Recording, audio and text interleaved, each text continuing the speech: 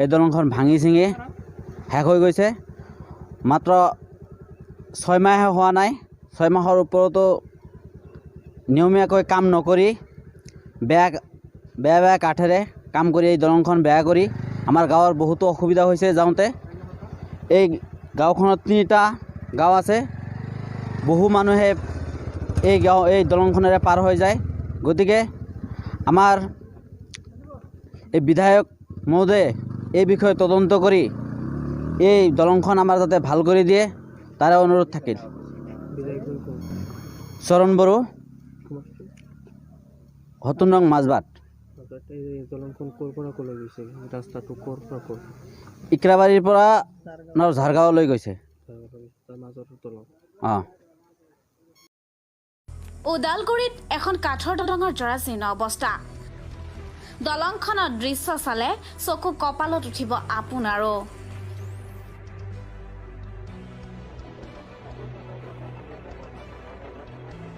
আজি আমি দেখুৱাম হাগ্ৰামা মহিলাৰীৰ নেতা পালি নেতাই নিৰ্মাণ কৰা এক জৰাজীৰ্ণ অৱস্থাৰ দৃশ্য।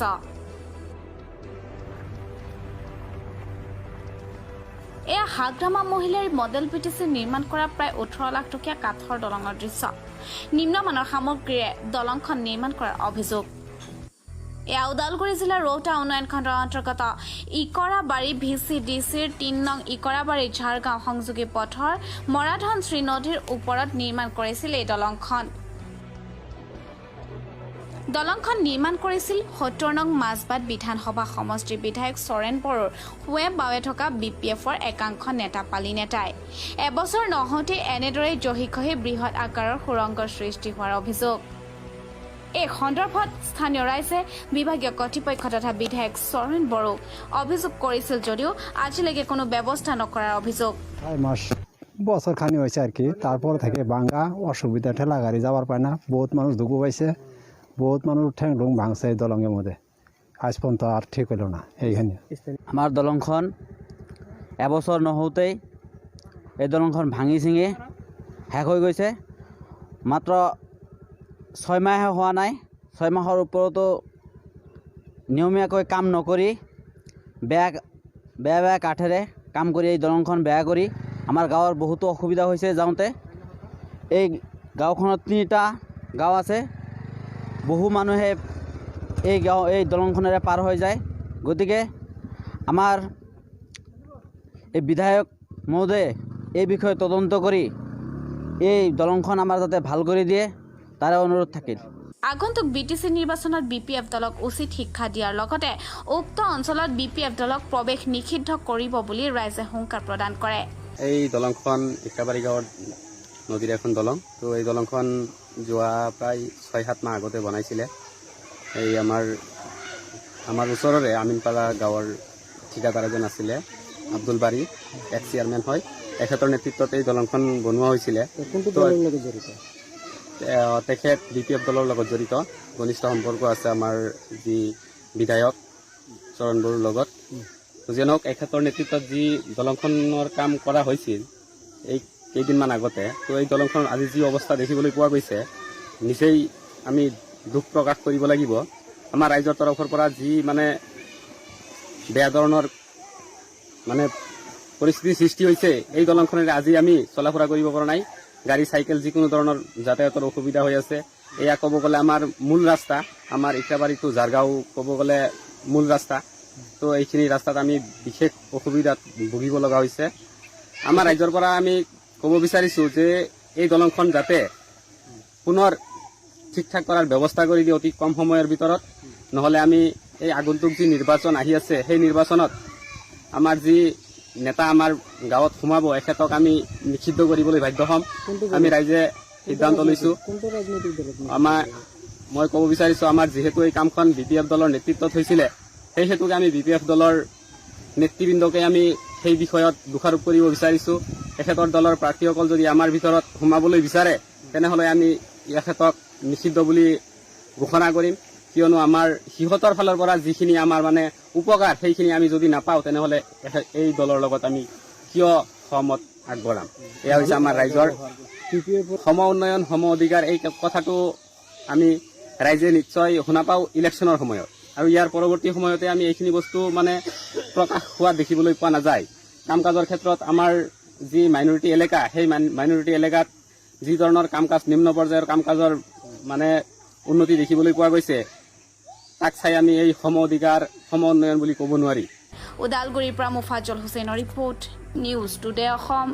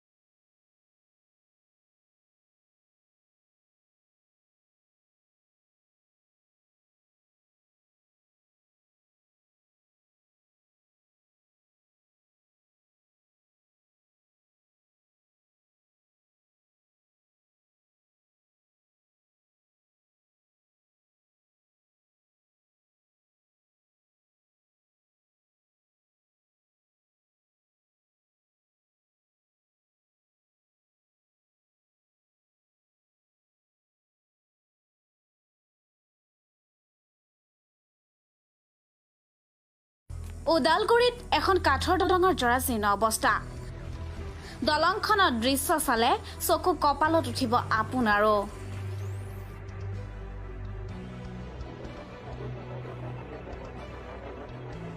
আজি আমি দেখুৱাম হাগ্ৰামা মহিলাৰীৰ নেতা পালি নেতাই নিৰ্মাণ কৰা এক জৰাজীৰ্ণ অৱস্থাৰ দৃশ্য।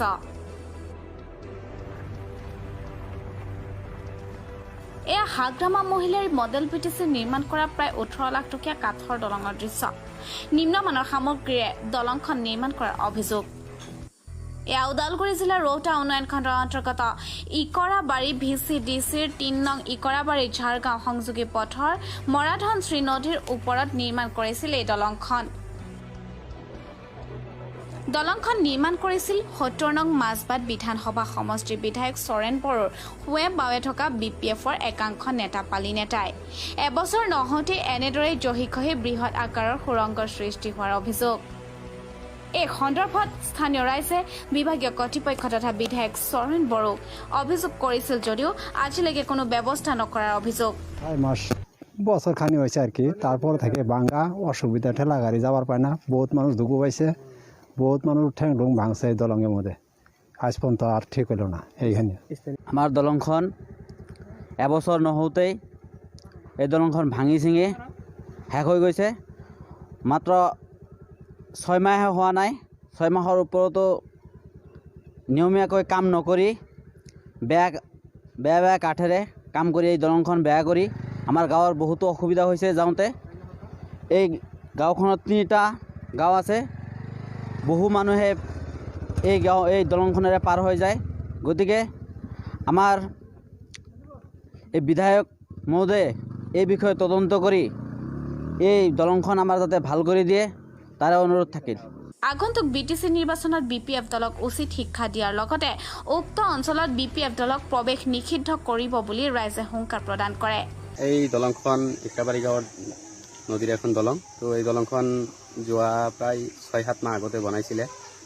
এই আমাৰ ওচৰৰে আমিনপাৰা গাঁৱৰ ঠিকাদাৰ এজন আছিলে, আব্দুল বাৰী, এক্স চেয়াৰমেন হয়।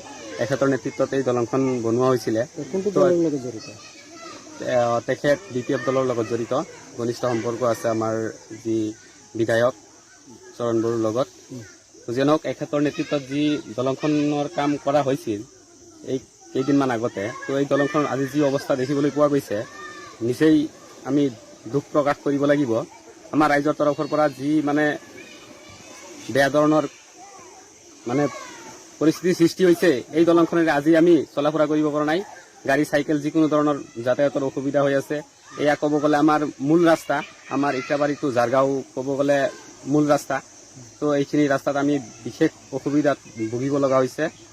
আমাৰ ৰাইজৰ পৰা আমি ক'ব বিচাৰিছোঁ যে এই দলংখন যাতে পুনৰ ঠিক ঠাক কৰাৰ ব্যৱস্থা কৰি দিয়ে অতি কম সময়ৰ ভিতৰত।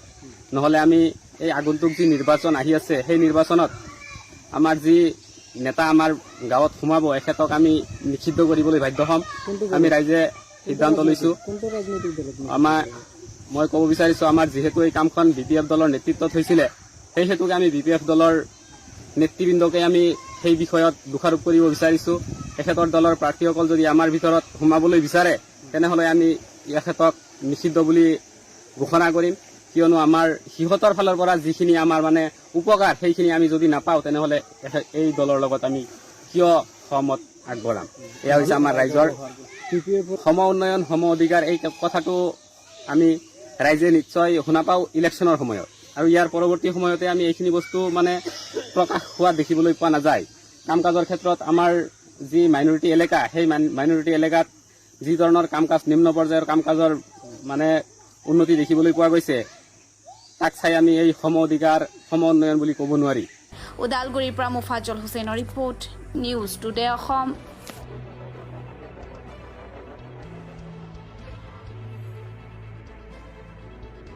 ওদালগুৰিত এখন কাঠৰ দলঙৰ জৰাজীৰ্ণ অৱস্থা।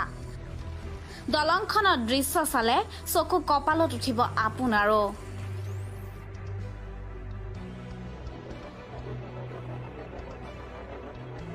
আজি আমি দেখুৱাম হাগ্ৰামা মহিলাৰীৰ নেতা পালি নেতাই নিৰ্মাণ কৰা এক জৰাজীৰ্ণ অৱস্থাৰ দৃশ্য।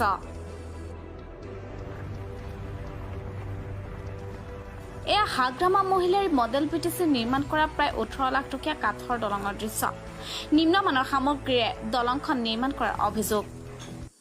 এয়া ওদালগুৰি জিলাৰ ৰৌতা উন্নয়ন খণ্ডৰ অন্তৰ্গত ইকৰাবাৰী VCDCৰ 3 নং ইকৰাবাৰী ঝাৰগাঁও সংযোগী পথৰ মৰাধনশ্ৰী নদীৰ ওপৰত নিৰ্মাণ কৰিছিল এই দলংখন।